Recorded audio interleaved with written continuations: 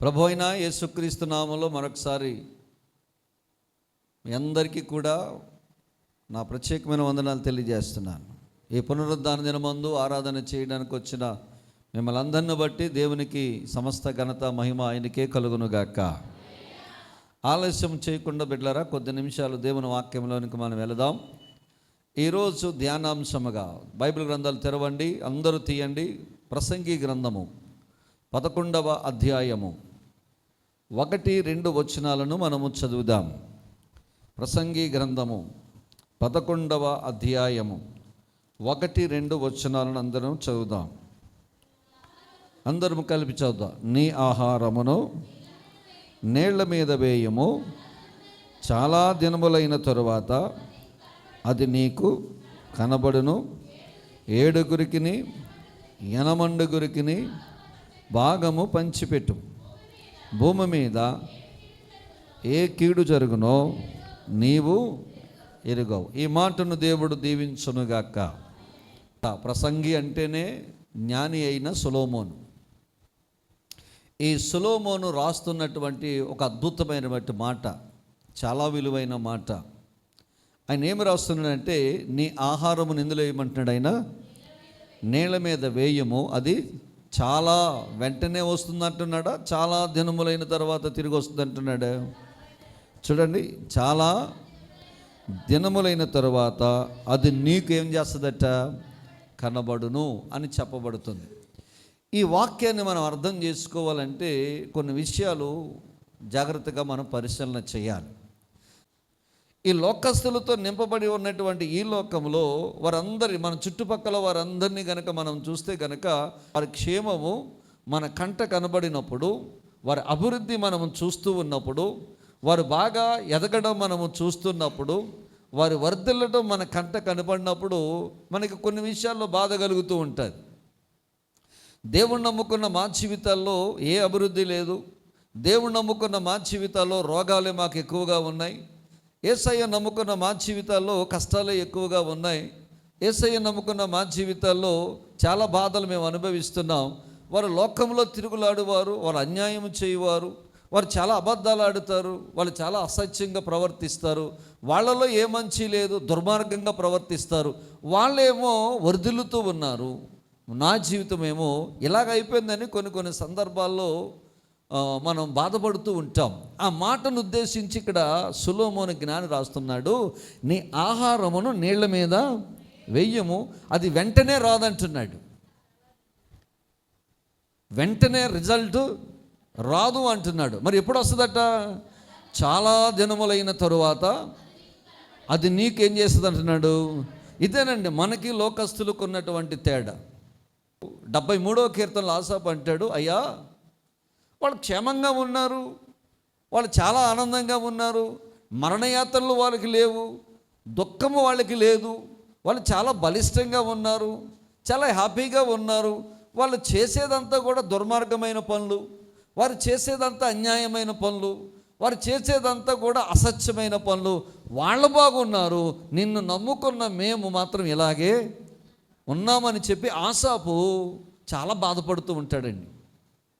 బిడ్డలారా, ఈ రోజున మీకు నేను చెప్పాలంటే ఇలాంటి బాధ గురించి మనం ఆలోచన చేస్తున్నామేమో. ఒకవేళ యేసయ్య నమ్ముకున్నానండి, చాలా కాలం నుంచి నేను దేవుని మందిరానికి వెళ్తున్నానండి, నా జీవితానికి ఒక ఆశ, నా జీవితంలో ఒక మేలు, నా జీవితంలో ఒక అభివృద్ధి అనేది నాకు కనపడతలేదండి, ఏంటి నా బ్రతుకు ఎలాగ అయిపోయిందని ఒకవేళ నీవు గనక బాధపడుతూ ఉన్నట్లయితే, ఒకవేళ నా బిడ్డల జీవితంలో ఒకవేళ ఆశీర్వాదం లేదండి, నా పిల్లల జీవితంలో ఒక ఆశీర్వాదం లేదండి, మా ఇంటిలో ఒక దీవెన లేదండి అని ఒకవేళ నీవేమైనా బాధపడుతున్నట్లయితే, నా ప్రభు అంటున్నాడు, మనం వేసే ప్రతి ఆహారం అంట, నీళ్ల మీద వేసే ప్రతి ఆహారం అంట, చాలా దినములైన తరువాత మరలా అది మనకు కనబడుతుందట. యేసయ్యకు స్తోత్రం చెబుదాం ఒకసారి గట్టిగా చెప్పండి, హల్లెలూయా. ఒకవేళ దేవుని మందిరానికి వస్తున్న నీ యొక్క జీవితంలో ఆత్మీయ స్థితిలో నువ్వు సరిగ్గా నిలబడలేకపోతే, అంటే మన ఆత్మీయ జీవితం సరిగ్గా లేకపోతే, ప్రార్థనా అనుభవం లేకపోతే, వాక్యములో నీకు అనుభవం లేకపోతే, నీకేమనిపిస్తుంది అంటే యేసయ్యను నమ్ముకునే దానికన్నా లోకంలో కలిసిపోతేనే బాగుండును అని అనిపిస్తూ ఉంటుంది. ఎందుకంటే లోకస్తుల యొక్క అభివృద్ధి మనం చూస్తున్నాం. లోకస్తుల యొక్క దాన్ని ఏమంటాం, ఫ్లరిష్ మనం చూస్తూ ఉన్నాం. వారు వృద్ధి చెందడం మనం చూస్తున్నాం. వారు ఆరోగ్యంగా ఉండడం మనం చూస్తున్నాం. ఇవన్నీ చూసినప్పుడు నీవు గనక ఆత్మీయ స్థితిలో సరైన స్టాండర్డ్ కనుక నీకు లేకపోతే కనుక వాళ్ళే బాగున్నారు, మనమే ఇలాగున్నామని చెప్పి ఆత్మీయ స్థితి నుండి దిగజారిపోయి లోకంలో కలిసిపోయే అవకాశం ఉన్నది బిడ్డారా. ఈ లోకములో ఉన్నటువంటి భక్తిహీనుల కోసం, ఈ లోకస్తుల కోసం, దేవుడు లేని భక్తిహీనుల కోసం, అన్యుల కోసం దావీదు ఒక మంచి మాట మాట్లాడతాడు. చూద్దామండి. 37వ కీర్తన తీయండి, అందరూ తీయాలి. 37వ కీర్తన 1-2 వచనాలు చదువుదామండి. చెడ్డవారిని చూచి నీవేం చేయొద్దు అన్నాడు ఆయన. వ్యసనపడకు, దుష్కార్యములు మత్సరము పడకు. వినండి, వారు ఎలాగైపోతారట? గడ్డి వలనే త్వరగా ఎండిపోవుదురు, పచ్చని కూర వలె వాడిపోదురు. అదే అధ్యాయంలో ఇంకొక మాట కూడా ఉంది. 35-36 వచనాలు చదవండి. 35-36 వచనాలు. భక్తిహీనులు ఎంతో ప్రబలియుండుట నేను చూచి ఉంటిని, అది మొలచిన చోటనే విస్తరించి చెట్టు వలె అయినను ఒకడు ఆ దారిని పోవుచుండగా, దారిని పోయి చూడగా వాడు ఏమైపోతాడంట? ఇదే అండి భక్తిహీనులకి దేవుని బిడ్డలకు ఉన్నటువంటి ఆశీర్వాదం. దేవునికి స్తోత్రం. ఇది మీకు అర్థం కావాలంటే ఖచ్చితంగా ఒక ఇలస్ట్రేషన్ మీకు నేను చెప్పాలి. ఈ అధ్యాయము భక్తిహీనుల గురించి, దేవుని బిడ్డల గురించి నీకు నాకు అర్థం కావాలంటే మనకు ఒక ఉదాహరణ చెప్తాను. ఒక పక్క వంకాయ విత్తనం వేసాం. వంగ యొక్క విత్తనము, ఒలివ చెట్టు యొక్క విత్తనము ఒకేసారి నాటబడ్డాయి. ఈ ఒలివ విత్తనము లోపల ఉంది, అది చచ్చిందో బతికిందో ఎవరికి తెలియదు. ఈ వంగ విత్తనం అనేది ఎప్పుడైతే నేలలో పడిందో అది ఒక నెలలోనే మొక్క ఏమైంది, అది పైకి వచ్చింది. ఎప్పుడైతే మొలకెత్తిందో అది నెమ్మదిగా ఎదగడం ప్రారంభించింది. ఇది ఇంకా భూమిలోనే ఉంది, దీనికి అజాపజా ఏమీ లేదు. వేసిన ఆ రైతుకే డౌట్ వస్తుంది, ఇది లోపల ఉందా, చచ్చిపోయిందా, బతికిందా, పోయిందా. కానీ ఈ లోపల వంగ మొక్క ఏమవుతుంది, ఎదుగుతూ ఉంది. ఎదుగుతూ ఉండగానే పూత పట్టింది. 3 నెలల్లో పూత పట్టింది, కాయలు కాయడం ప్రారంభించింది. ఇది ఇంకా ఎక్కడుంది, మొక్కే రాలేదు. ఈ విత్తనము రానటువంటి మొక్కలాగా దేవుని బిడ్డలైతే వంగడము యొక్క మొక్కలాగా, వంకాయ మొక్కలాగా భక్తిహీనులు ఉంటారట. ఎప్పుడైతే ఈ వంకాయ మొక్క పైకి లేచిందో 3 నెలలు అయిందో విస్తారమైన కాపు కాయడం ప్రారంభించింది. 6 నెలలు విస్తారమైన కాపు కాసింది. కోస్తే గంపల నుండి ఏమొచ్చాయట, వంకాయలే. మేము వేసాం కాబట్టి మాకు తెలుస్తుంది, మీలో చాలామందికి పంచాం కదా. అంటే ఒక్కసారి 6 నెలలకి విపరీతమైన వంకాయలు కాస్తూ ఉంది. ఇది ఇంకెక్కడుంది? ఇది 6 నెలలు అయిన తరువాత ఈ ఒలివ విత్తనము కొంచెం మొక్క పైకి వచ్చింది. ఈ వంకాయ అంటది, ఈ వంకాయ చెట్టు అంటది, ఆ ఒలివ చెట్టు అంటది, చూసావా నువ్వు ఇంకెక్కడున్నావు? భూమిలో ఉన్నావు. నీ స్థితి ఇంకా లోపలే ఉంది, నీ పరిస్థితి ఇంకా ఇలాగే ఉంది, నీ బ్రతుకేమీ అవ్వలేదు. అప్పుడే చూడు, నేనేం చేస్తున్నాను, ఫలాలు ఫలించాను, నా ఫలాలు అందరూ ఏం చేస్తున్నారు, తింటున్నారు, నేనే గ్రేట్ అని చెప్పి ఇది కాలర్ ఎగరేసి ఎవరిని ఎక్కిరించడం ప్రారంభించింది, ఒలివ మొక్క. 6 నెలలు అయ్యేసరికి ఈ ఒలివ మొక్క పెరిగిందట. ఈ మొక్క పెరిగే సమయానికి ఈ వంకాయ మొక్కను ఏం చేశారంటే పీకి బయట పారేశారు. ఆ దారమ్మట వెళ్ళుచుండగా వాడక్కడ కనబడక పోయాను. వర్ధిల్లాడు, భక్తిహీనుడు వర్ధిల్లాడండి. చాలా బాగా వర్ధిల్లాడు, విస్తారమైన కాపు కాశాడు, చాలా అద్భుతంగా కాపు కాశాడు. వర్ధిల్లిన వాడు కొంతకాలం అయిన తర్వాత ఆ దారం వెంబడి వెళుతూ ఉంటే వర్ధిల్లినటువంటి చెట్టే అక్కడ లేకుండా మాయమైపోయిందంట. ఇప్పుడు దేవునిలో ఉన్న బిడ్డ నెమ్మదిగా ఏమవడం మొదలెట్టాడు, పైకి లేవడం మొదలుపెట్టాడు. ఇప్పుడు ఈ ఒలీవ చెట్టు ఎదిగి పైకి వచ్చి ఫలాలు ఇవ్వడం ప్రారంభించిందట. దేవునికి స్తోత్రం, హల్లెలూయా. దావీదు అంటాడు, ఇది చాలా అద్భుతమైన మాట. 52వ కీర్తన తీయండి, 52వ కీర్తన 8వ వాక్యం తీయండి. నేనైతే దేవుని మందిరములో పచ్చని ఒలీవ చెట్టు వలె, దేవునికి స్తోత్రం కలుగునుగాక, హల్లెలూయా. ఎక్కడున్నాడట ఈయన? దేవుని మందిరములో. ఎలాగున్నాను? దేంతో పోల్చుకున్నాడు ఆయన? పచ్చని ఒలీవ చెట్టు వల్ల నేను దేవుని మందిరంలో పోల్చుకున్నాడు. వెళ్ళారా? నేను వెళ్ళాను యెరూషలేముకి. యేసు ప్రభువారు ఉన్న కాలములో గెత్సెమనే తోటలో ఉన్నటువంటి ఆ మొక్కలు ఇప్పటికీ కూడా సజీవంగానే ఉన్నాయి. అంటే 2000 సంవత్సరాల క్రితం ఉన్నటువంటి మొక్కలు కూడా ఇప్పటికీ కూడా సజీవంగానే ఉన్నాయి. అంటే నేనేమంటానంటే, దేవుని బిడ్డలైన వారు దేవుని యొక్క సన్నిధిలో ఉన్నవారు, దేవుణ్ణి నమ్ముకున్నవారు, తాత్కాలికంగా నీకు శ్రమ కలగవచ్చు, తాత్కాలికంగా అభివృద్ధి లేకపోవచ్చు, తాత్కాలికంగా నీకు అనుకున్నది జరగకపోవచ్చు, తాత్కాలికంగా నువ్వేమనుకుంటున్నావు ఆ విషయాలన్నీ కూడా నీ కళ్ళ ముందు కనపడకపోవచ్చు. కానీ నా ప్రభువు అంటున్నాడు, ఒక దినమున ఖచ్చితంగా అది నీకు కనపడుతుందని చెప్తున్నాడు. ఒక దినమున ఖచ్చితంగా అది నీకు కనపడుతుందని చెప్తున్నాడు. దేవునికి స్తోత్రం. అంటే దీవెన, ఆశీర్వాదం ఆలస్యం అవ్వచ్చు కానీ నీ జీవితంలో దేవుడు అద్భుతమైన కార్యం దేవుడు జరిగిస్తాడు. మనం ఎలాగ ఉండాలంటే వంకాయ మొక్కలాగా ఉండకూడదు, పచ్చని ఒలీవ మొక్క వలె ఉందముగాక. దేవునికి స్తోత్రం కలుగునుగాక, హల్లెలూయా. కాబట్టి బిడ్డలారా, ఇక్కడ మనం చదవబడిన లేఖన భాగంలో చూస్తే, ఆహారమును నీళ్ల మీద వేయండి, చాలా దినములైన తరువాత అది మీకు మరలా ఆమేన్ ఇచ్చండి. మీకు అర్థం అవ్వాల్సింది ఏంటంటే, దేవుని బిడ్డల యొక్క ఆశీర్వాదము ఆలస్యమైన అది శాశ్వతంగా ఉండే ఆశీర్వాదంగా దేవుడు మారుస్తాడు. భక్తిహీనుల ఆశీర్వాదము ఒకవేళ త్వరగా వర్ధిల్లినా అది కనబడకుండా ఏమైపోద్దంట? మాయమైపోద్ది. నీవు నేను యేసయ్య నమ్మిన బిడ్డలంగా, బిడ్డ ఒకవేళ కష్టంలో ఉన్నావేమో, యేసయ్య నమ్ముకున్నాను నాకేమీ జరగటం లేదని బాధలో ఉన్నావేమో, నీ భర్త విషయంలో కానీ, నీ పిల్లల విషయంలో కానీ, నీ చదువు విషయంలో కానీ, నీ వివాహ విషయంలో కానీ, నీ కుటుంబ విషయంలో కానీ, నీ ఏ విషయమైనా కానీ నీ జీవితంలో నేను ప్రభువు నమ్ముకున్నాను, నా బ్రతుకు ఎలాగైపోయిందని ఒకవేళ నువ్వు బాధపడుతున్నావేమో, చింతిస్తున్నావేమో, బాధపడకు, చింతించకు.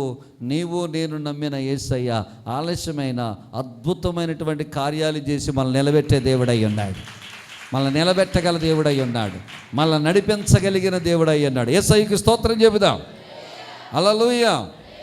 బిడ్డలారా, ఈ సమయంలో అసలు నీళ్ళంటే ఏమిటో చూద్దాం, ఆహారం అంటే ఏమిటో చూద్దాం. ఈ రెండు విషయాలను ఒకసారి మనం జ్ఞాపకం చేసుకుందాం. మీ ఆహారమును దేని మీద వేయమన్నాడు ఆయన? నీళ్ల మీద వేయండి, అది చాలా దినములైన తరువాత మరలా మీకు అదేమవుద్దట? ఏంటి అసలు నీళ్ళంటే ఏమిటో దాని సాదృశ్యం, ఆత్మీయ అర్థాన్ని ఒకసారి మనం చూద్దాం. ఏమిటి నీళ్లు అని అనగా, తీయండి ప్రకటన గ్రంథము. తీసారా? ప్రకటన గ్రంథము 17వ అధ్యాయం 15వ వచనం చదవండి. అందరూ చదివితే మనకు ఒకసారి అర్థం. అందరూ మరియు నాతో ఇలాగూ చెప్పాను,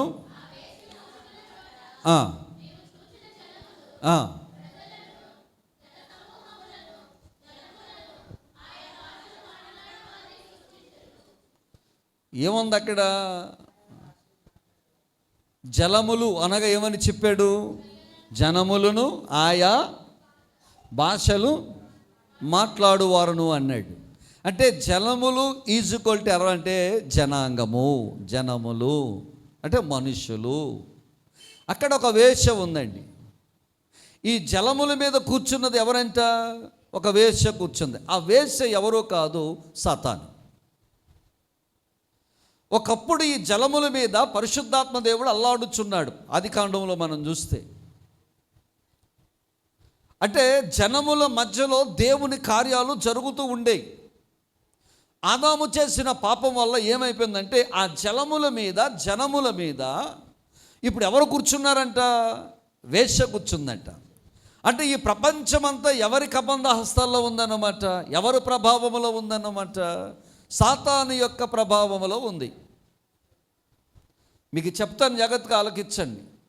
ఒకవేళ మందిరం ఈరోజు జరుగుతుంది, ఆరాధన జరుగుతుంది, ఒకవేళ క్రొత్త సినిమా ఏదైనా రిలీజ్ అయిందనుకోండి, మనుషులు అక్కడికి వెళ్ళడానికి ఇష్టపడతారా, దేవుని మందిరానికి రావడానికి ఇష్టపడతారా? అంటే ఖచ్చితంగా మీరు వాస్తవం చెప్పాలంటే ఎక్కడ పోతారు? సినిమానికే పోతారు. బయట ఎందుకు వెళ్ళిపోతారు అని అంటే దాని ప్రభావం వారి మీద ఉంది. చాలామంది దేవుని మందిరానికి రావాలని ఆశ కలిగిన వారిని కూడా రానివ్వకుండా వారిని లోకములో తిప్పేటట్టుగా చేసేది ఏదంటే ఈ జలముల మీద కూర్చున్నటువంటి సాతాను. దీని ప్రభావమే ప్రస్తుతానికి పనిచేస్తుంది ప్రపంచమంతా. సాతాను చేసేటువంటి ఈ యొక్క ప్రభావము కింద మనుషులందరూ ఉన్నారండి. చిన్నవాళ్ళు మొదలుకొని పెద్దవాళ్ళ వరకు ఏ భేదము లేదండి. వీళ్ళందరినీ కూడా ఇది ఏం చేస్తుందంటే ప్రభావితం చేస్తుంది. వీడికి ఇంకొక పేరు కూడా ఉంది, చెప్పమంటారా? ఎఫెసీ రాసిన పత్రిక 2వ అధ్యాయము తీయండి, 2వ వచనం చదవండి.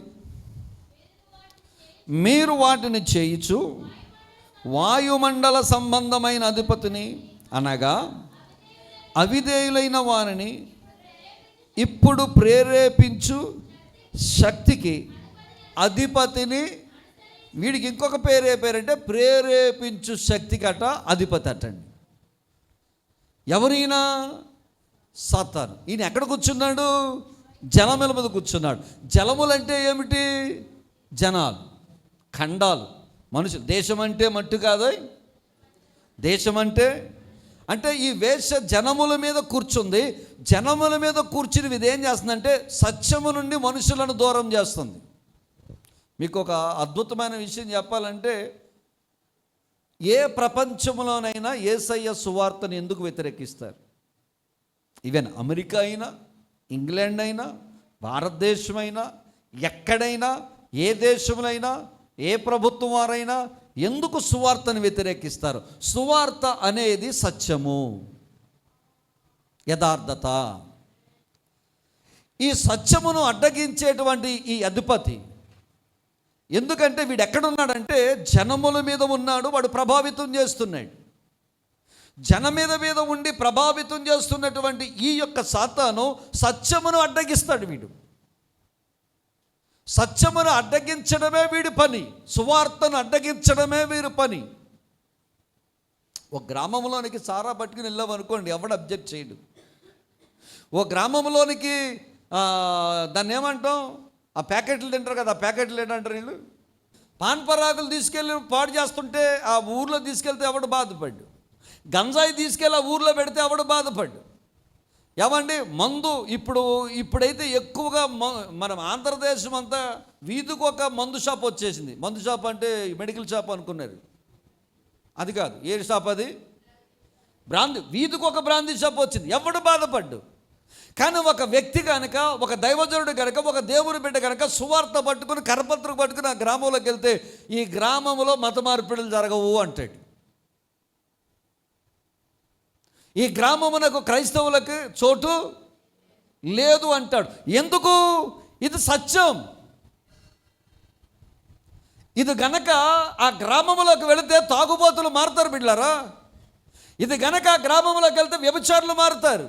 ఇది గనక గ్రామంలోకి వెళ్తే గంజాయి తాగేవాళ్ళు మారుతారు. ఇది గనక గ్రామంలోకి వెళ్తే గనక తప్పుడు పనులు చేసేవాళ్ళు మారుతారు. అసత్యంగా ప్రవర్తించేవాళ్ళు మారుతారు. అబద్ధాలు వాడేవారు మారుతారు. చాలామంది మారుతారు. మార్చగలిగిన శక్తి ఒక్క వాక్యానికి ఒక్కదానికే ఉంది. ఆహారము అనగా దేవుని వాక్యము. మనుషుడు రొట్టె వలన మాత్రమే కాదు కానీ దేవుని నోట నుండి వచ్చు. అంటే ఆహారము అనగా దేవుని వాక్యము. దేవునికి స్తోత్రం. ఇప్పుడు నీవు నేను జలముల మీద తిష్ట వేసి కూర్చుని ప్రభావితం చేస్తున్న సాతాను యొక్క బంధకాల నుంచి మనం విడిపించాలంటే వాక్యం అనే ఆహారాన్ని మనం వేయాలి. ఎలాగేయాలి పాస్టర్ గారు? నీ సాక్ష్యము ద్వారా ఆహారం వేయాలి, కరపత్రిక ఇచ్చుట ద్వారా ఆహారం వేయాలి, స్టేటస్ పంచడం ద్వారా దేవుని యొక్క ఆహారం వారికి ఇవ్వాలి.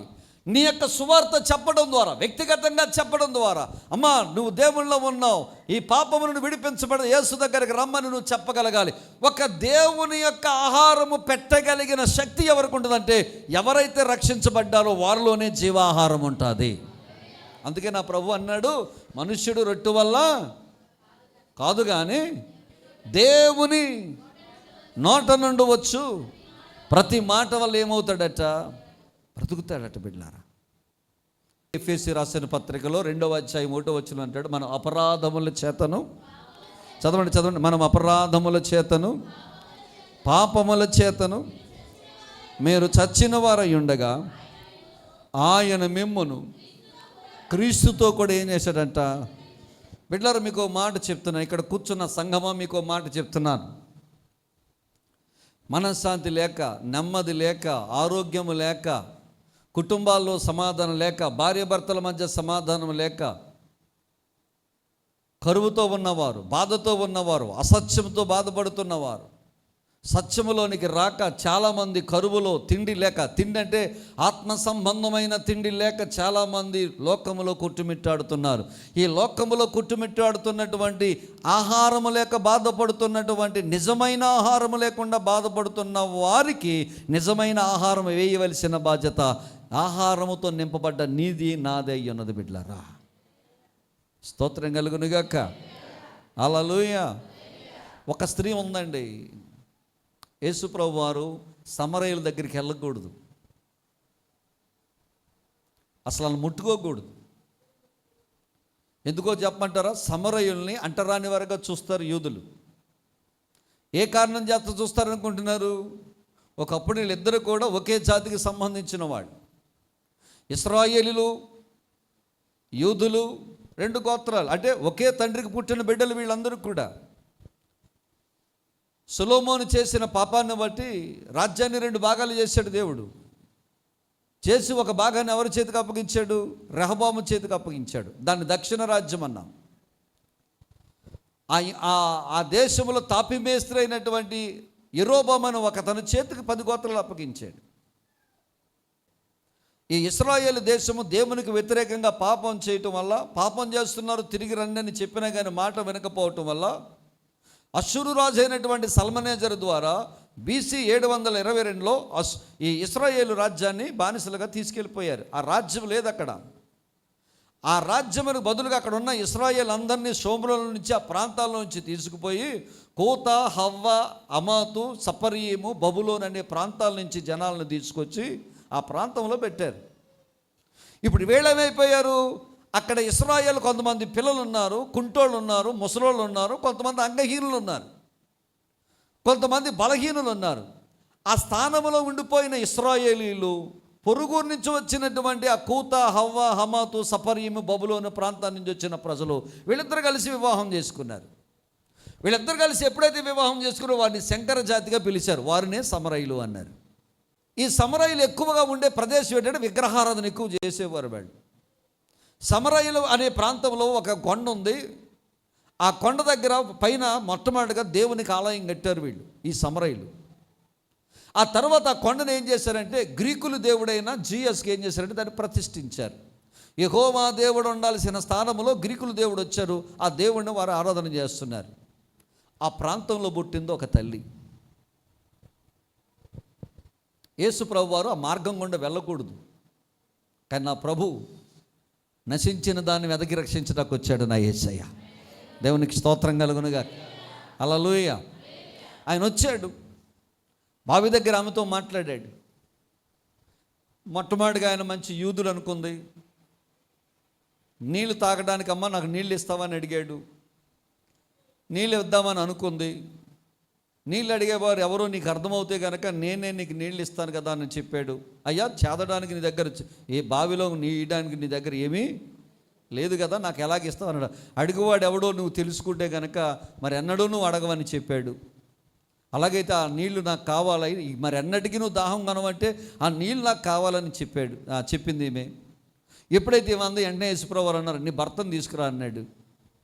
అయ్యా, నాకు భర్తలు లేరని చెప్పింది. ఆయన అన్నాడు, నీకు 5 భర్తలు ఉన్నారు, ఇప్పుడున్నవాడు కూడా నీవాడు కాను అన్నాడు. ఇప్పుడు వెంటనే ఏమంది, నువ్వు ప్రవక్తవయ్యా అంది. ప్రవక్తవై ఎన్నిది వెంటనే టాపిక్ డైవర్ట్ చేసింది. అయ్యా, మా పితరులు ఈ కొండ మీద ఏం చేసేవారు? ఆరాధన చేసేవారు. మేము మాకు తెలియని దాన్ని ఆరాధన చేస్తాం, మీరు మీకు తెలిసిన దాన్ని ఆరాధన చేస్తారని చెప్పాడు. వెంటనే యేసుప్రభు వారు అన్నారు, రక్షణ యూదుల నుండే వస్తుందని చెప్పాడు. ఈ విషయాలన్నీ మెస్సయ్య మా వద్దకు వచ్చినప్పుడు ఆయన మాతో చెబుతాడని మా పితరులు చెప్పారయ్యా అని చెప్పుద్దాం. వెంటనే యేసుప్రభు వారు అంటారు, నీతో మాట్లాడుతున్నవాడని నేనే అని చెప్తాడు ఆయన. హల్లెలూయా, హల్లెలూయా. సత్యమును తెలుసుకున్న ఆమె జీవాహారముతో నింపబడింది.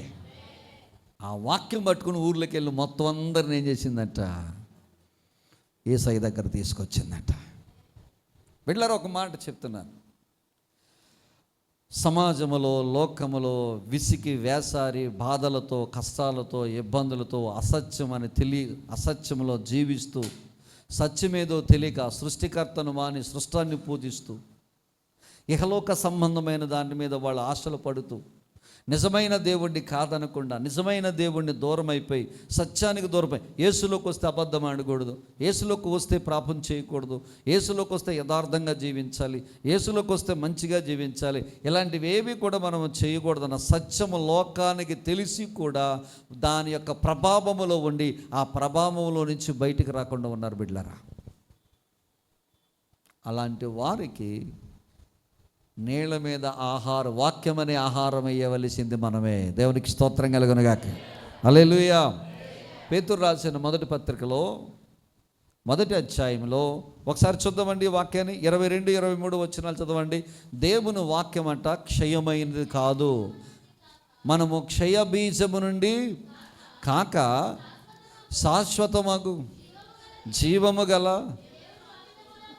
దేవుని వాక్య మూలముగా అక్షయ బీజము నుండి పుట్టింపబడిన వారమైన గనుక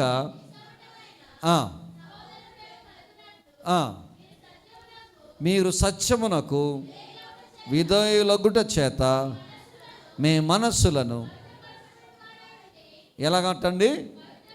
పవిత్రపరుచుకున్న వారయ్యుండి. దేవునికి స్తోత్రం. 2 చేతుల పైకి స్తోత్రం చెబుదామండి ఒకసారి. ఈ వాక్యం అండి క్షయమైనది కాదు. మరి ఏంటంటే ఇది అక్షయమైనది అంటే దీనికి చావు అనేదే లేదు. నువ్వు చూస్తున్న మేడలు, మిద్దెలు, పర్వతాలు ఇవన్నీ ఒక దినాన పోతాయి. నిత్యము నిలిచేది నీ వాక్యమే యేసయ్యా. స్తోత్రం కలుగునుగాక. చెప్పండి, ఏమి నిలుస్తుందట నిత్యము? నా ప్రభు అన్నాడు, నేను చెప్పిన మాటలు అన్నీ నెరవేర్చు వరకు ఇందులో ఒక పొల్లైనను పోదని యేసు ప్రభు వారు చెప్పారు. ఆకాశము గతించినా గతిస్తుంది, ఈ లోకములో ఉన్నవన్నీ గతించవచ్చు కాక నేను చెప్పిన ఒక్క మాట అయినను పొల్లైనను పోదన్న ప్రభు వారు చెప్పారు. బిడ్డలారా, వాక్యం అనే ఆహారాన్ని మనం వెదజల్లాలి. మీరు అనొచ్చు చాలామంది, అయ్యగారు నేను చెప్పానండి, చాలామంది చెప్పానండి, వారు మారటం లేదండి, మనం నన్ను ఏం చేయమంటారండి అని మీరు నన్ను అనొచ్చు. నీళ్ళ మీద ఏమేయమన్నాడు చెప్పాలి, అందరూ చెప్పాలి. మరి నీళ్ళ మీద ఏమేయమన్నాడు? అది ఎప్పుడు వస్తుంది అంటే వెంటనే వస్తుందా, చాలా దినములైన తర్వాత వస్తుందా? చెప్పాలండి. అంటే మనకు అర్థం అవ్వాల్సింది ఏంటంటే వాక్యము చెప్పడం మన వంతు, మార్పు తీసుకొచ్చేది ఆ దేవుని వంతు. దేవునికి స్తోత్రం కలుగునుగాక. ఒకవేళ నీ ఇంటిలో నీ భర్త గురించి నువ్వు చాలా దినాలుగా ప్రార్థన చేస్తున్నావేమో, ఒకవేళ నీ ఇంటిలో నీ కుటుంబం కోసం చాలా దినాల నుంచి నువ్వు చెబుతున్నావేమో, నీ భర్త కోసం చెప్తున్నావేమో, నీ పిల్లలకు చెప్తున్నావేమో, నీ తమ్ముళ్ళకు చెప్తున్నావేమో, నీ చెల్లెలకు చెప్తున్నావేమో, నీ విరువురుగు పారికి చెప్తున్నామో, వాళ్ళు చెప్పిన మొక్క మీద మనల్ని తిట్టుతున్నారేమో, అసహిస్తున్నారేమో, ఏళకోలం చేస్తున్నారేమో, అవమానం చేస్తున్నారేమో. కానీ నేను నమ్ముతున్నాను, వేసిన ఆహారం అంట ఏదో ఒక దినాన రిజల్ట్ వల్లే మరలా మన కళ్ళ ముందు కనపడతాయి. దేవునికి స్తోత్రం కలుగునుగాక. అందుకే ప్రసంగి అంటాడు, నీ ఆహారం ఎక్కడ ఇవ్వన్నాడైనా నీళ్ల మీద వేయండి, అది ఏమవుద్దట తిరిగి మరలా చాలా దినములైన తర్వాత అది మరలా మనకి. బిడ్డ బాధపడుకు, నేను దేవుని సేవకుడికి మాట చెప్తున్నాను. ఆశీర్వాదం లేదు, దీవెన లేదు, కష్టం ఎదురవుతుంది, బాధలో ఉన్నాను, ఏంటి నా బ్రతికి ఎలాగైపోయింది అనుకోకు. నువ్వు వేసిన ప్రతి ఆహారము ఒక దినమున మరలా నీ కంటికి కనబడబోతూ ఉంది. దేవునికి స్తోత్రం. అంటే మొట్టమొదటిగా వాక్యం అనే ఆహారమును ఈ లోకములో మనం ఏం చేయాలి? వేయాలి. రెండవదిగా దాతృత్వం అనే ఆహారాన్ని మనము ఈ లోకములో వేయాలి. తీయండి ద్వితీయోపదేశకాండం 15వ అధ్యాయం 7 నుంచి 11 వచనాలు. దాతృత్వము అనేటువంటి ఆహారమును ఈ లోకంలో మనం ఏం చేయాలి? నీ దేవుడైన యెహోవా నీకిచ్చుచున్న దేశమందు ఎక్కడైనను నీ సహోదరులలో ఒక భేదవాడు ఉండిన ఎడల కరుణింపకుండా నీ హృదయమును ఏం చేయకూడదట? కఠినపరచుకొనకూడదు. నీ చెయ్యి ముడుచుకొనక వారి కొరకు ఆవశ్యముగా చెయ్యి చాచి వారి అక్కర చొప్పున వారి అక్కరకు చాలినంత ఆవశ్యముగా వారికి ఏమి ఇవ్వాలట? వడ్డీకి ఇవ్వకూడదు, అప్పు ఇవ్వాలి. ఇంకో మాట, అప్పు తీసుకున్న వాళ్ళు తిరిగి మరలా యథార్థంగా చెల్లించాలి. రెండూ ఉన్నాయి. ఒకటి, మనం అప్పు ఇవ్వాలి తప్ప వడ్డీకి డబ్బులు, బైబిల్ ఎక్కడ కూడా వడ్డీకి డబ్బులు ఇవ్వమని చెప్పటలా. వడ్డీకి డబ్బులు ఇవ్వకూడదు, ఇవ్వడం పాపమే, తీసుకోవడం కూడా పాపమే. ఓకే, నేను చర్చిలో గురించి మాట్లాడుతాను, బయట మీరు ఏం మాట్లాడో నాకు తెలియదు. కానీ ఇంకో మాట చెప్తాను, మనం తీసుకున్న డబ్బులు తూచా తప్పకుండా ఎదుటి వారికి మళ్ళీ మనం ఏం చేయాలి? చెల్లించాలి. నువ్వు ఆఖరి కాసు చెల్లించేంత వరకు కూడా అది నీ మీద శాపంగానే మిగిలిపోతుంది. ఎవరైనా వచ్చారనుకోండి, నా దగ్గర డబ్బులు ఉంటే కనుక వాళ్ళకి ఇస్తాను, మళ్ళీ ఇవ్వద్దని చెప్తాను. నా ప్రారంభ దినాల్లో నేను చాలామందికి సహాయం చేశాను. అంతే, ఇక్కడ అంత వాళ్ళు అందరూ పేదవాళ్ళే కదండి. చాలామందికి సహాయం చేశాను. వాళ్ళు హాస్పిటల్లో ఉన్నప్పుడు సహాయం చేశాను, వాళ్ళ అక్కరతలో ఉన్నప్పుడు సహాయం చేశాను. తిరిగి మరలా నాకు ఇచ్చిన వారు చాలా తక్కువ మంది. నేను ఆశించడం లేదు కూడా. ఎందుకు ఆశించడం లేదంటే నా దేవుడు నేర్పిన బోధది. దేవునికి స్తోత్రం కలుగునుగాక. అవసరములో ఉన్న వారికి మనం ఏమి ఇవ్వాలంట? అప్పు ఇవ్వాలి. తీసుకున్న అప్పును తిరిగి మరలా చెల్లించవలెను. దేవునికి స్తోత్రం కలుగునుగాక. ఇక్కడ దేవుడు అంటాడు, దాతృత్వం అనేటువంటి ఆహారమును మనము పేదరికములో దరిద్రులుగా ఉన్న వారికి మనం ఏం చేయాలంట? ఇవ్వాలి. ఇశ్రాయేలుకు ఒక కట్టడి ఇచ్చాడు దేవుడు. అయ్యా, మీరు ఎల్లు దేశంలో మీకు పొలం ఇస్తున్నాను నేను. వినండి జాగ్రత్తగా. మీరు ఎల్లు దేశంలో నేను మీకు ఏమిస్తున్నాను? పొలం ఇస్తున్నాను. మొదటి సంవత్సరం నువ్వు పంట కోసేటప్పుడు విధవరాలకి, పేదోళ్ళకి నువ్వు పనలు కట్టుతున్నప్పుడు పక్కన పరిగ వదిలేయమంటాడు. అలాగూ పరిగ వదిలేస్తేనే ఏరుకుంది రూతు. మొదటి సంవత్సరం పంట పండింది, రెండవ సంవత్సరం పంట పండింది, పరిగ వదిలేయాలి. మూడవ సంవత్సరం పరిగ వదిలేయాలి, నాలుగవ సంవత్సరం పరిగ వదిలేయాలి, ఐదవ సంవత్సరం పరిగ వదిలేయాలి, ఆరవ సంవత్సరం పరిగ వదిలేయాలి, ఏడవ సంవత్సరం మాత్రం పంట వేయకూడదు. మరి ఏం చేయాలయ్యా? ఏడవ సంవత్సరం విధవరాల కోసం, పేదవారి కోసం దాన్ని బీడు భూమిగా దాన్ని అలాగా వదిలేయమని చెప్తాడు. వాళ్ళు పండించుకుంటారు, వాళ్ళకు వదిలేయమని చెప్తాడు. అప్పుడు ఒకళ్ళు లేచి అన్నాడు, మరి 7వ సంవత్సరంలో మేము గడ్డి తినాలా? 6 సంవత్సరాలు మేము పండించుకుని మా పిల్ల పాపలతో మేము తిన్నవాళ్ళం, మరి 7వ సంవత్సరంలో వాళ్ళకి బీడు భూమిగా వదిలేస్తే మేము మా పిల్లలు ఏం తినాలి అని అడిగారు. అందుకు మోషే అన్నాడు, వినండి, మీరు అలాగూ చేసిన ఎడల 6వ సంవత్సరంలోనే మీకు 2 పంట దేవుడు అనుగ్రహిస్తాడు. దేవునికి స్తోత్రం కలుగునుగాక. అంటే 6వ సంవత్సరంలో ఎంత పండుద్దట? 2 పండుద్దట. 7వ సంవత్సరానికి సరిపడగా 8వ సంవత్సరాన్ని మళ్ళా పంట నీ చేతికి వచ్చేంత వరకు 6వ సంవత్సరంలో పండిన పంట దేవుడు నీ చేతిలో ఉంచుతాడట. హల్లెలూయా. యాకోబు అంటాడు, తీయండి యాకోబు పత్రిక 1వ అధ్యాయము 27వ వచనం చదవండి ఒకసారి అందరూ కలిపి. తండ్రి అయిన, అందరూ చదవాలి ఈ మాట, అందరూ చదవాలి. తండ్రి అయిన దేవుని ఎదుట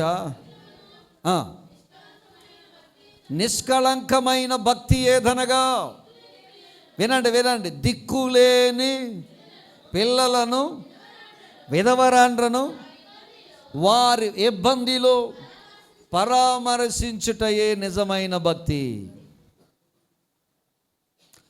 మాకు ఏమీ లేనప్పుడు ఇక్కడున్న పరిస్థితి చూసి 2015 నుంచి మేము పేద పిల్లలకు మేము ఏం చేయడం ప్రారంభించామంటే భోజనాలు, సాయంత్రం భోజనం పెట్టి ట్యూషన్ చెప్పడం ప్రారంభించాం.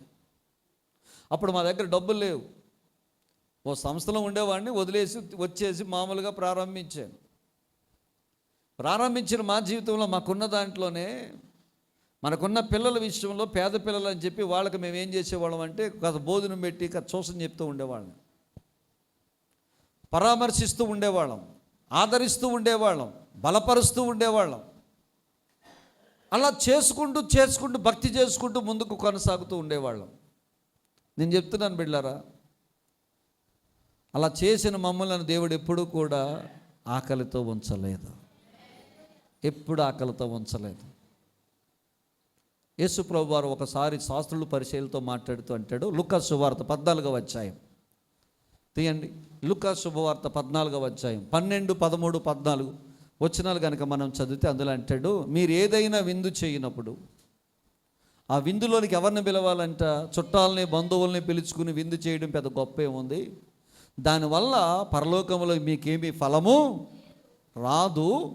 కానీ బీదలను, అంగహీనులను, దరిద్రులను వారందరినీ పిలుచుకుని కనుక నువ్వు కొంచెం భోజనం పెడితే కనుక తిరిగి మరలా వారు నీకు ప్రత్యుపకారము చేయలేరు. కాబట్టి వినండి మాట, తిరిగి మరలా నీకు ప్రత్యుపకారము చేయలేరు. కాబట్టి నీ పెళ్ళికి వచ్చారు వాళ్ళు, వారి పెళ్ళికి వెళ్ళావు, ఒక 1000 రూపాయలు చదివించావు, ఆ దిక్కులోనే నీ పెళ్ళికి పిలిచావు, వాడు ₹1 కూడా ఉండవు, తినేసి వెళ్ళిపోతాడు.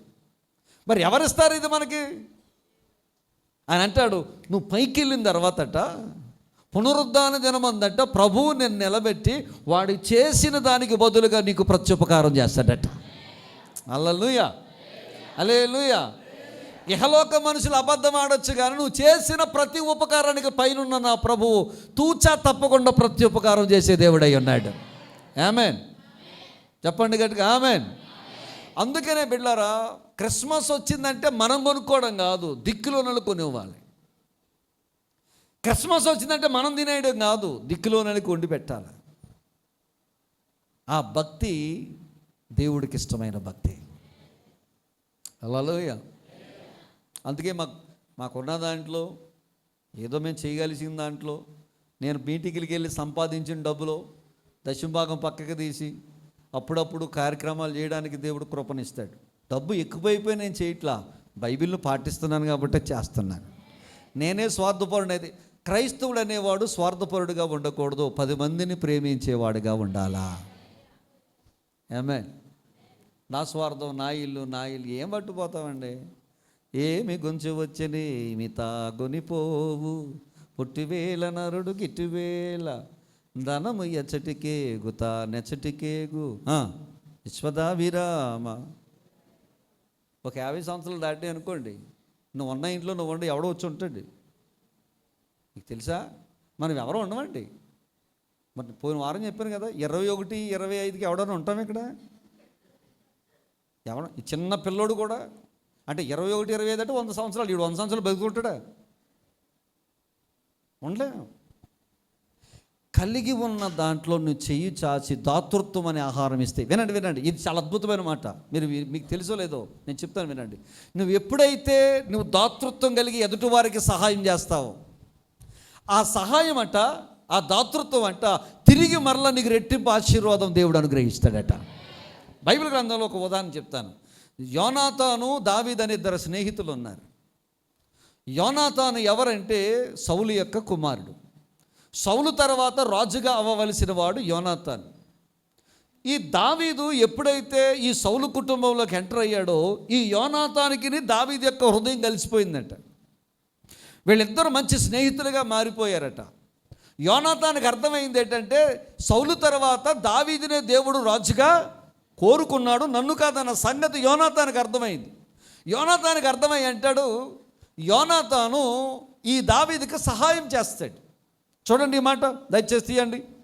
1 సమూయేలు గ్రంథము 20వ అధ్యాయము, 1 సమూయేలు గ్రంథము 20వ అధ్యాయము 15, 16 వచనాలు చదవండి. యోనాతాను దావీదును తన ప్రాణ స్నేహితునిగా ప్రేమించెను గనుక ఆ ప్రేమను బట్టి దావీదు చేత మరలా ఏం చేయించాడట? ప్రమాణం చేయించాడు.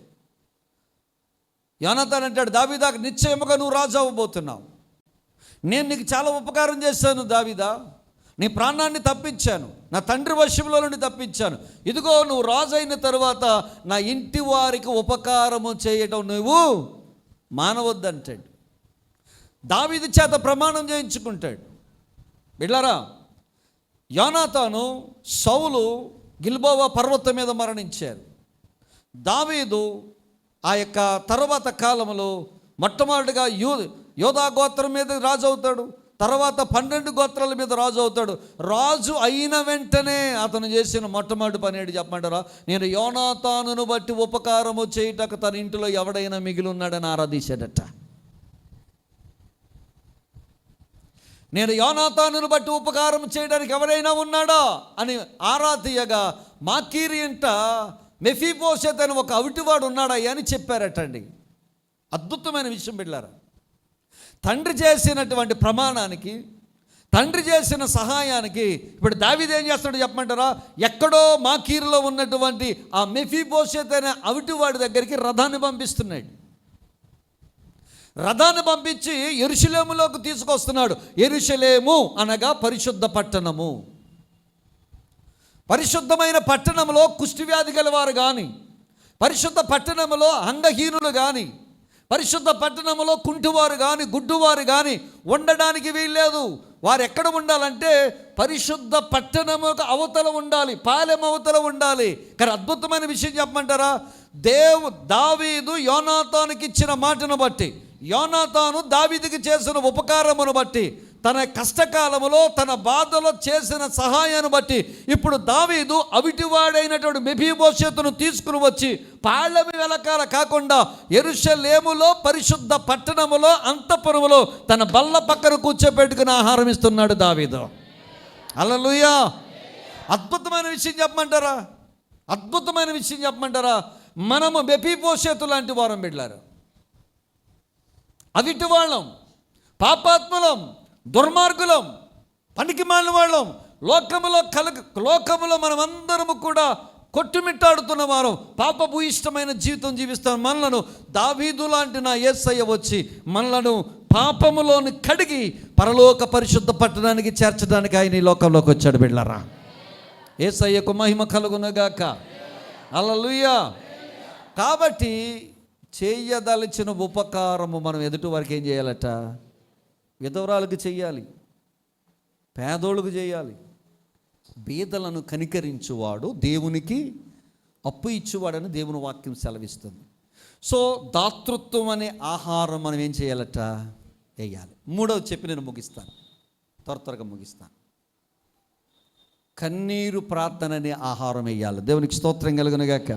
తీయండి 126వ కీర్తన, అందరు తీయాలి త్వరగా. 126వ కీర్తన 5-6 వచనాలు. కన్నీటితో తీయండి, అందరు తీయండి, అందరు చదివితే బాగుంటుంది కదా.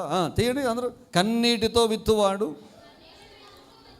కన్నీరు విడిచుచు విత్తువారు సంతోషగానముతో ఏం కోస్తారట? పిడికెలు విత్తనములు చేత పట్టుకున్నవారు సంతోషగానము చేయించు. దేవునికి స్తోత్రం కలుగునుగాక. హల్లెలూయా. మనలో చాలామంది ఈ కన్నీటి ప్రార్థన చేయాలి.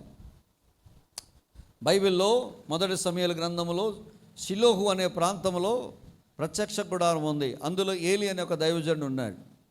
ఆ సంఘానికి ఆయనే కాపరి. ఆ సంఘంలోకి చాలామంది వస్తున్నారు, వెళుతూ ఉన్నారు. చాలామంది వచ్చి సాక్ష్యాలు చెప్తున్నారు.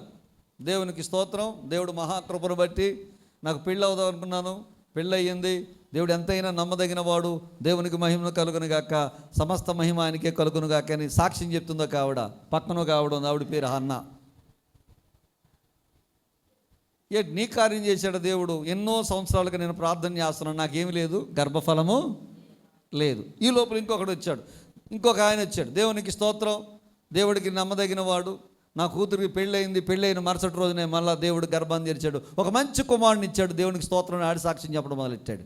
ఈవిడికి ఇంకా ఈడడం మొదలెట్టింది. ఏంటి ప్రభువా, నాలో ఏదన్నా లోపం ఉందా, నేను ఏదన్నా తప్పు చేశానా, అందరికీ కార్యాలు చేస్తున్నా, నా జీవితంలో కార్యాలు చేయటం లేదంటే ప్రభువా అని ఇంకా ఈవిడ ఏం చేయడం మొదలెట్టిందట, మనోవేదనతో ప్రార్థన చేయడం ప్రారంభించిందట. మనోవేదనతో ప్రార్థన చేయడం ప్రారంభించిందట. మనోవేదనతో ప్రార్థన చేసిన తర్వాత ఒక 5 days సేవకుడు చూసి ఆమె మనోవేదన దుఃఖాన్ని చూశాడు, ఖచ్చితంగా దేవుడిని కుమారుని అనుగ్రహించబోతున్నానని చెప్పాడు. బిడ్డలారా, ప్రార్థన ఉందే, దేవుడు జవాబు ఇవ్వడానికి ఒకవేళ ఆగమని చెప్పొచ్చు గాక, నీ ప్రార్థనకు త్వరగా జవాబు రాకపోవచ్చు గాక, నీ ప్రార్థనకి జవాబు ఆలస్యంగా అవ్వచ్చు గాక, ఒకవేళ దేవుడు వద్దని చెప్పొచ్చు గాక, దేవుడి కార్యము చేయొద్దని ఆపేయొచ్చు గాక. కానీ నేను ఒకటి మాట చెప్తున్నాను, ఆలస్యం అయ్యే కొలది దేవుడు ఒక అద్భుతమైనటువంటి కార్యాన్ని నీ జీవితంలో జరిగించబోతున్నాడు. నమ్మిన వారు చప్పట్లు కొట్టి ప్రభు నామమున మహిమపడదాం. హల్లెలూయా, హల్లెలూయా. ఆలస్యం అయ్యే కొలది ఒక అద్భుతమైన కార్యాన్ని దేవుడి జీవితంలో చేయబోతున్నాడు. నా దేవుడు కార్యములు జరిగించి దేవుడై అన్నాడు. ఆమేన్. మాత్రం నమ్మకంగా ప్రతిరోజు వస్తున్నారు, ఒక్కరోజు మానకుండా. బిడ్డ, 100 రోజులు ప్రార్థన అయ్యే లోపులో ఒక అద్భుతాన్ని నీ జీవితంలో నువ్వు చూడబోతున్నావు. నేను నమ్ముతున్నాను సుమా. మంచాల నుంచి లేవలేని వారు కొంతమంది, బద్ధకంతో ఉన్నవాళ్ళు కొంతమంది. పౌలు అంటాడు, మనం శరీరానికి దాసులు కాకూడదట, శరీరమే మనకి దాసులు అవ్వాలట.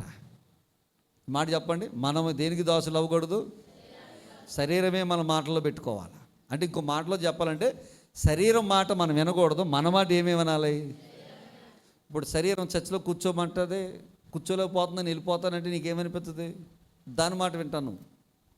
శరీరం అంటది, ఈ మాటలు బోరు కొట్టేస్తున్నాయి, నేను ఉండలేకపోతున్నాను, వెళ్ళిపోతావా అంటే నువ్వు కదిలిపోతూ ఉంటుంటా. దేని మాట వింటున్నావు మనం? అప్పుడు ఆ శరీరం నీతో అంటున్నప్పుడు నువ్వేం చేయాలి? నోరు మూయి, ఇది దేవుని వాక్యం. ఆదివారం 2 గంటలు మాత్రం నేను దేవుని మందిరంలో ఉంటాను, నేను ఒక దినమున దేవుని మందిరంలో ఉండడం నాకు ఆశీర్వాదం అని నువ్వు దేంతో చెప్పాలి? దేంతో చెప్పాలి? శరీరంతో చెప్పాలి. వారానికి 1 రోజు ఉపవాసం ఉండాలి. నా ఉండలేను, నూడిల్స్ పడితే కానీ పని అవ్వదు, బిర్యానీ పడితే కానీ పని అవ్వదు, ఇది పడితే పని అవ్వదు అని చెప్పుద్ది, ఇది చెప్పుద్ది. దీనికి ఏం చెప్పాలి? నువ్వు నోరుమే, వారానికి 1 పూట ఉపవాసం ఉంటే నీకేం మంచిది అని చెప్పాలి. దేవునికి స్తోత్రం కలుగుని. డాక్టర్ గారు అంటారు కదా, వారానికి 1 పూట ఏమంటాడు. కొంతమంది మాతలు ఉన్నారు, ప్రతిరోజు సాయంత్రం వాళ్ళు భోజనం చేయడం మానేశారు. యేసయ్యకి స్తోత్రం. మొన్న 10 రోజులు ఏకదాటికి ఉపవాసం ఉన్నాను. నేను మన కూర్చుని ఆలోచిస్తున్నాను, ప్రభువా 10 రోజులు ఉపవాసం ఉన్నాను, నువ్వు ఎందుకు కార్యం చేయలేదని దేవుడిని అడుగుతున్నాను. నా ప్రభు అన్నాడు, మోకరించి ప్రార్థన చేస్తుంటే, 10 రోజుల ఉపవాస ప్రార్థన నేను ఎందుకు పెట్టానంటే, జరగబోతున్న కీడును ఓర్చుకుంటావని నీకు ఉపవాసం పెట్టాను అన్నాడు ఆయన.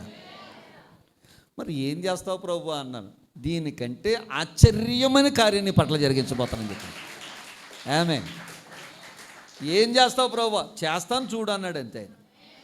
ఏం చేస్తాడో నాకు కొంతమంది మీకంటే ఎక్కువగా కృంగిపోయి మోకరించి ప్రార్థన చేసి 10 రోజులు కట్టిక ఉపవాసం నీళ్ళు దాకా ఉన్నాను కదా ప్రభువా, ఏంటి మరి ఎందుకు నా పట్ల నువ్వు కార్యం జరిగించలేదని నేను అడిగితే అంటాడు, ఇలాంటి సిచ్యువేషన్ వచ్చినప్పుడు ఓర్చుకుంటావనే ముందు నీకు ఉపవాసం పెట్టారు అన్నట్టు. మరి ఇంతేనా నా పరిస్థితి? లేదు, దీనికంటే ఆశ్చర్యమైన కార్యము నేను నీ కోసం ఆగిపోతున్నాను అన్నాడు. ఏం చేస్తావు ప్రభు? చూడు చేస్తాను అన్నాడు అంతే. మరి ఏం చేస్తాడో చూడాలి. చూడు చేస్తానన్నవాడు, మాట ఇచ్చినవాడు నమ్మదగినవాడా? మానవుడు కాదు, రాజకీయ నాయకుడు అంతకన్నా కాదు, సర్వశక్తివంతమైన నా దేవుడు, ఆయనే తన కార్యం జరిగించబోతున్నాడు. ఆమేన్. ప్రార్థన విలువైనది. దేవునికి స్తోత్రం. యోహాను శుభవార్త 17వ అధ్యాయంలోకి రండి. నేను వచనాలు చదువుతాను, మీరు అందరూ చదవండి. యేసు ప్రభువు వారు ఈ లోకంలో 30 సంవత్సరాల 30 సంవత్సరాలు తల్లి తండ్రి యొక్క అడుగుజాడల్లో విధేయత కలిగి జీవించాడు. 3 సంవత్సరాలు ఆయన పరిచర్య చేశాడు. 3 సంవత్సరాల్లో చాలామంది ఆయనను వెంబడించారు. వేల మంది వెంబడించారు. 1000 మంది కాస్త తర్వాత 500 మంది అయ్యారు. 500 మంది కాస్త 70 మంది అయ్యారు. 70 మంది కాస్త 12 మంది అయ్యారు. 12 మంది కాస్త 11 మంది అయ్యారు. ఓకే, 12 మంది గురించి చూద్దాం. యేసుప్రభు వారు ఈ 12 మంది 3 సంవత్సరాలు ఆయనతో తిరిగారు. కానీ యేసుప్రభు యొక్క ఆత్మీయ స్థితి కానీ, యేసుప్రభు లాంటి ప్రార్థనా జీవితం కానీ, యేసుప్రభు లాంటి ఉన్నతమైన స్థితిలోకి ఆత్మీయంగా వాళ్ళు మ్యాచ్ అవ్వలేకపోయారు. వీళ్ళ కోసం యేసుప్రభు వారు ఏం చేశారంటే, ఆయన అప్పగింపబడక ముందు యోహాను శుభవార్త 17వ అధ్యాయంలో ఆయన ఎలాగూ ప్రార్థన చేశారు. నేను ఇప్పుడు చెప్తాను ఆ వచనాలు మీరు చదవండి. మొట్టమొదటి వచనం ఏంటంటే, దేవుని బిడ్డలారా 12వ వచనం చదవండి.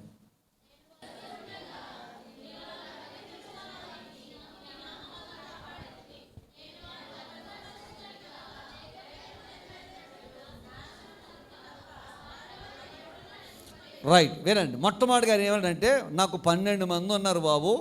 12 మందిలో ఒకడు నాశన పుత్రుడు. ఈ 12 మందిలో నాశన పుత్రుడు తప్ప ఎవడు కూడా నన్ను వదిలిపెట్టి వెళ్ళిపోకూడదు, నాశనం అవ్వకూడదని యేసయ్య వాళ్ళ కోసం ప్రార్థన చేశాడు. ఇది నెంబర్ 1.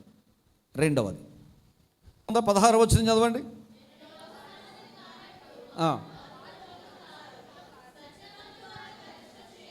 16వ వచనం ఆయన ఏమన్నాడు? వీరందరిని ఎందులో ప్రతిష్ఠ చేయమన్నాడు? రెండవది సత్యమందు వీరిని ఏం చేయమన్నాడు? ప్రతిష్ఠ చేయమన్నాడు. మూడవది చదవండి, 21వ వచనం చదవండి.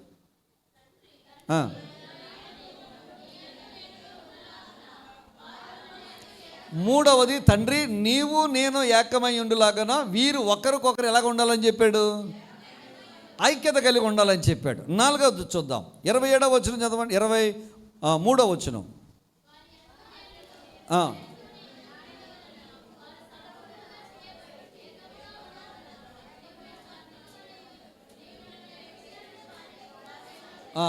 తండ్రి నీవు నన్ను ఎలాగైతే ప్రేమించావో వారిని ఒకరినొకరు ఏం చేసుకోవాలి? ప్రేమించుకోవాలి. 5వది చూద్దాం, 24వ వచనం చదవండి. తండ్రి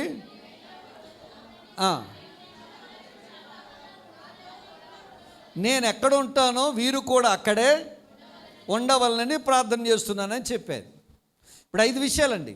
1, ఈ 12 మందిలో ఒకడు దుష్టుడు సంబంధి, వాడు నాశనం అయిపోతాడు.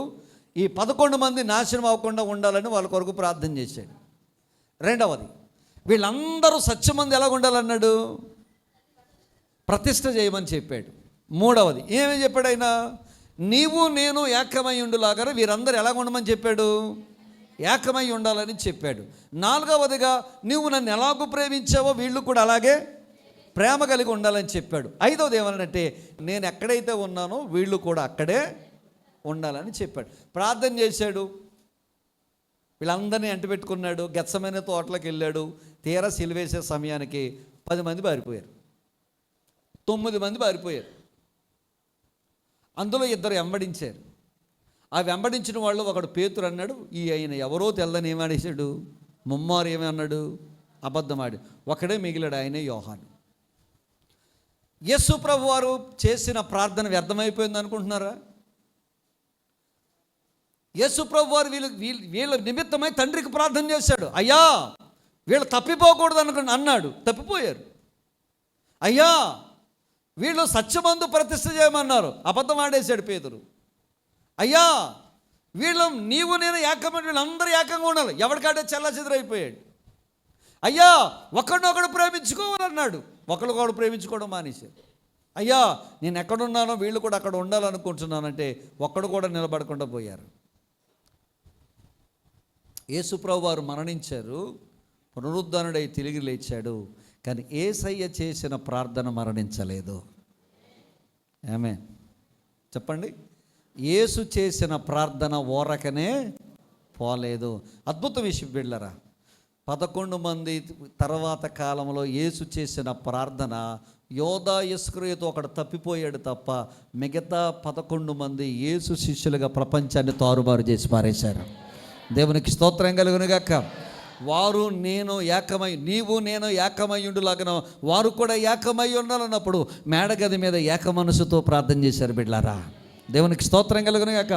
వారు ఎక్కడికి వెళ్ళినా దేవుని ప్రేమను పంచారు. దేవుని బిడలారా, వాళ్ళ సత్యమందు నిలబడ్డారు. ప్రాణాలు పోయినా యేసు తప్ప మరొక దేవుడు లేడని చెప్పినందుకు పేతురుని తలకిందులుగా సిలువేశారు. భక్తుడైన తోమాను బళ్ళాలిచ్చి కొట్టి చంపేశారు. పౌలు భక్తుడిని తల నరికి చంపేశారు. కొంతమందిని అయితే కాల్చి చంపేశారు. కొంతమందిని తొక్కి చంపేశారు. కొంతమంది పెన మీద వేపేశారు. వాళ్ళు సత్యమును వదిలిపెట్టకుండా చనిపోవడానికి ఇష్టపడ్డారు, కానీ ఆ సత్యంలోనే నిలబడిపోయారు. బిడ్డలారా, యేసయ్య ఎక్కడ ఉన్నాడు, శిష్య బృందం కూడా అక్కడ ఉండబోతుంది. హల్లెలూయా. బిడ్డ, నీవు చేసే ప్రార్థన వ్యర్థంగా పోదు. యేసయ్యకి స్తోత్రం చెప్పండి, గట్టిగా చెప్పండి. నువ్వు ఇంటిలో చేసే ప్రార్థన, నీ కుటుంబంలో చేసే ప్రార్థన, సంఘములో చేసే ప్రార్థన, వేకువ జామున నువ్వు చేసే ప్రార్థన, ఉపవాసం ఉండి చేసే ప్రార్థన, కన్నీటితో నువ్వు చేసే ప్రార్థన, ఒక దినము రాబోతుంది సంతోషంగా మన పనులను మోసుకొని వస్తామట. సంతోషముగా కార్యాలు జరిగిస్తావట. దేవుని యొక్క సన్నిధులను కార్చే ప్రతి కన్నీరికి ఒక దినము రాబోతుంది. అది మరలా మన కంటికి రిజల్ట్గా కనబడబోతుంది. ఆమేన్. దేవునికి స్తోత్రం. సంఘములో ప్రార్థించే బిడ్డలు లేవనెత్తబడాలా. మీరు అనుకుంటున్నారు ఇప్పటి ప్రార్థన మన వెంటనే జవాబు రాకపోవచ్చు గాక, ఇప్పుడు మనం చేసే ప్రార్థన రాబోయే కీడు నుండి దేవుడు తప్పిస్తాడు. రాబోయే ఉపద్రవం నుండి దేవుడు తప్పిస్తాడు. ఏమో నీ భార్య చేసే ప్రార్థన నిన్ను దేవుడు కాపాడుతున్నాడేమో. నీ భర్త చేసే ఆ ప్రార్థన నీ బిడ్డలందరికీ సంరక్షణగా నిలబడుతుందేమో. సేవకుడుగా నేను చేసే ప్రార్థన సంఘాన్ని కాపాడుతుందేమో. బిడ్డలుగా మీరు చేసే ప్రార్థన దేవుడు నన్ను కాపాడుతున్నాడేమో. మనం అందరు చేసే ప్రార్థన దేవుడు అద్భుతాన్ని చేయబోతున్నాడేమో. ప్రార్థించేవారు లేవనెత్తబడాలి. అట్టి కృప దేవుడు మనందరికీ దయచేయగాక. అందరూ ఒక్కసారి లేచి నిలబడదామండి.